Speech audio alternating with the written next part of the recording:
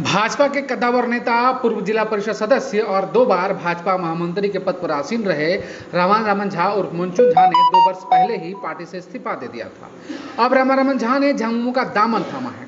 Party ने उन पर भरोसा कर गोड्डा का जिला उपाध्यक्ष पद उन्हें दिया है।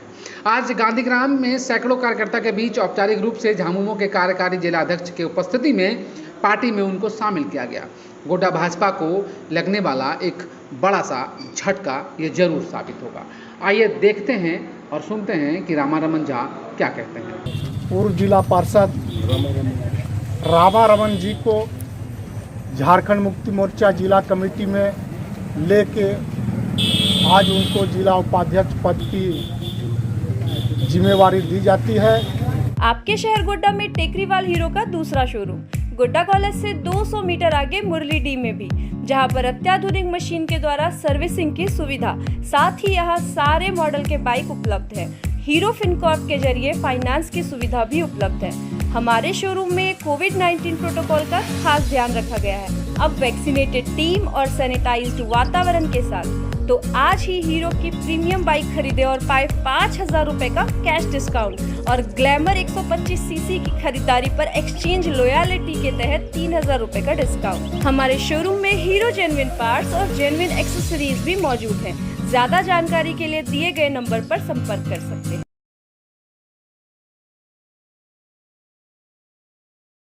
देखिए, भाजपा का जो कथित तौर पर विचारधारा बताया जाता है और हम लोग मूल रूप से अटल बिहारी वाजपेयी जी के विचार से या उनको नेतृत्व से ये होकर भाजपा में आए हुए थे। हमारा राजनीतिक जीवन का शुरुआत ही भाजपा में हुआ। लगभग 15 वर्षों से ज़्यादा समय तक एक कार्यकर्ता के रूप में हमने भाजपा में काम किया, लेकिन पिछले 4-5 साल से बीजेपी हमको लोगों को ऐसा अनुभव हो रहा है कि झारखंड में खास करके गोड्डा में बीजेपी अपने मूल विचारधारा से भटक गई थी और जिसका परिणाम यह हुआ कि कार्यकर्ताओं से लेके आम जनता से लेके कार्यकर्ताओं तक को पिछले 5 वर्ष में बहुत दुर्गति और दंश झेलना पड़ा। जैसा कि जिला के लोग जानते हैं कि मैं लगातार 2 बार महामंत्री रहा। मेरे महामंत्री काल में 2011 से लेकर 2014 तक में भाजपा जो है चरम तक पहुंची इस जिला में दोबारा आके। कई विधायक हुए संथाल परगना से, जिला से भी 2 विधायक हुए। यहाँ का वोट प्रतिशत भी बहुत ज़्यादा बढ़ा। कार्यकर्ता लगभग 1.5 लाख तक बनाए गए 2014 के पहले इस जिला में हम लोगों के 2 टीम के द्वारा। लेकिन जो विधायक जीत कर आए उनका जो कार्य रहा, जो पदाधिकारी आए उनका जो कार्य, जो सरकार का ये रहा, वह विचारधारा के बिल्कुल विपरीत था। जो जन कल्याण को छोड़कर सिर्फ गुटबाजी और निज कल्याण में लग गए। वर्तमान समय में भाजपा जो है मेरे नज़र में झारखंड में बाबूलाल जी के आने के बाद और ज़्यादा संकीर्णता में के दौर से गुजर रही है और आने वाला जो काल है यह सिर्फ और सिर्फ आपसी वर्चस्व की लड़ाई में बीतने को है। रघुवर दास जी के समय में भाजपा में पार्टी के वर्चस्व को कम कर निजी वर्चस्व की लड़ाई शुरू हो चुकी थी, जिसमें कि जो समर्पित कार्यकर्ता थे उन सभी को दरकिनार किया गया और जिस परिणाम हुआ कि सरकार यहाँ बुरी तरह से जो है फ्लॉप की चली गई।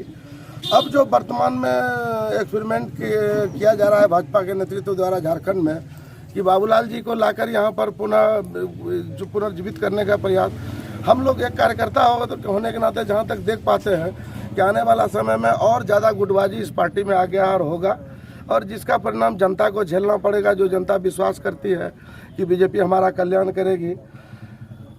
अभी वर्तमान में जो हम लोग देख पा रहे थे पिछले 1 साल से कि आप पिछले साल देख रहे होंगे कि जो महंगाई, बेरोजगारी और इसका रो के हम लोग कोसते थे कि सोनिया गांधी राशन खा गई, तेल पी गई, जिसका परिणाम है कि महंगाई इतना हुआ।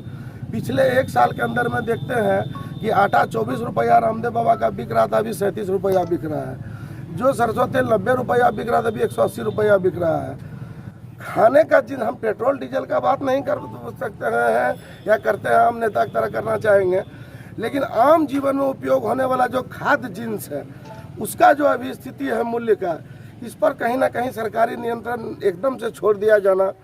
जो पंजाब में किसान बैठे हुए, लाखों किसान बैठे हुए हैं, देश के दृष्टिकोण से, समाज के दृष्टिकोण से, गाँव के कहीं से भी हमको लगता है कि आज के डेट में भाजपा भला नहीं कर पाई।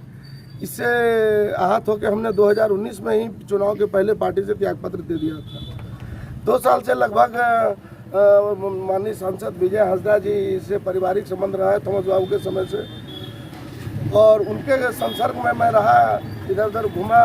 बीच में माननीय हेमंत जी मुख्यमंत्री बने और जो लगभग 1.5 साल से उनका कार्यकाल देख रहे हैं और जो सब चीज़ें देखे उससे उत्प्रेरित होकर, खास करके विजय हंसदा जी के विचारों से उत्प्रेरित होकर उनके मार्गदर्शन में और हेमंत जी पर जो अभी आज के युवा आज विश्वास कर रहे हैं, और हमको भी लगता है कि एक बेहतर भविष्य हेमंत जी के ही हाथों में है।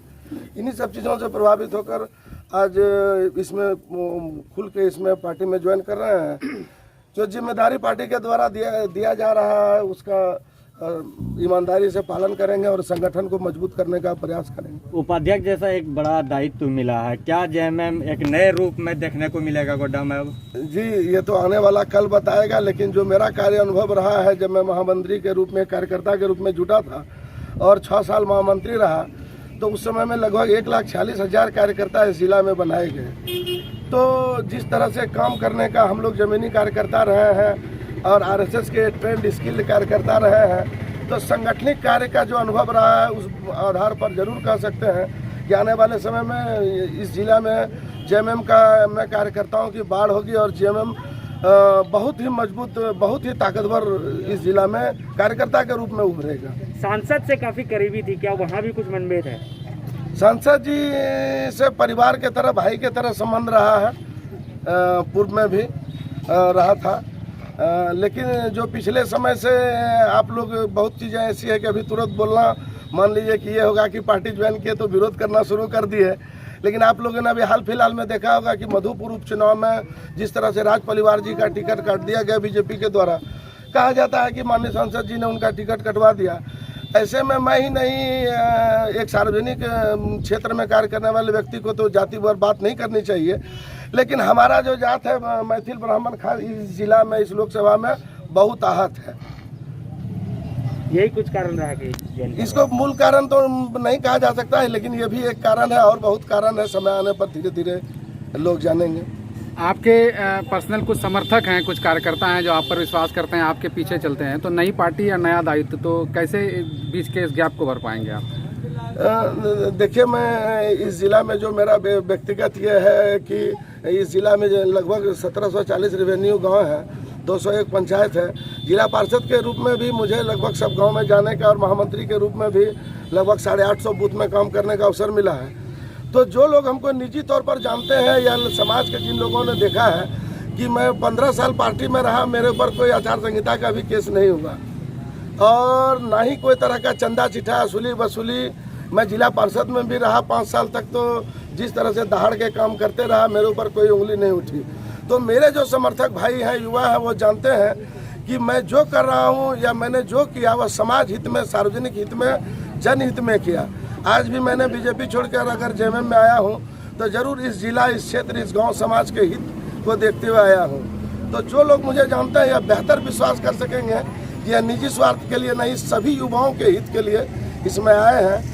और जब हम लोग बैठ के बात करेंगे तो स्वाभाविक रूप से वह हमारे साथ आ जाएंगे। पहली प्राथमिकता क्या? आने के बाद पहली प्राथमिकता केंद्रीय कमेटी के मार्गदर्शन, निर्देश और हमारे सम्मानित जिला अध्यक्ष के मार्गदर्शन पर संगठन को मजबूत करने की होगी। इसके अलावा अभी यहाँ जेएमएम का सरकार है झारखंड में। इस जिला में जेएमएम के कोई विधायक नहीं है। आंशिक रूप से इस जिला का 2 क्षेत्र, एक बुआरी जोर का कुछ क्षेत्र बोरियो विधानसभा में और एक सुंदर पहाड़ी का क्षेत्र बरहेट विधानसभा में पड़ता है।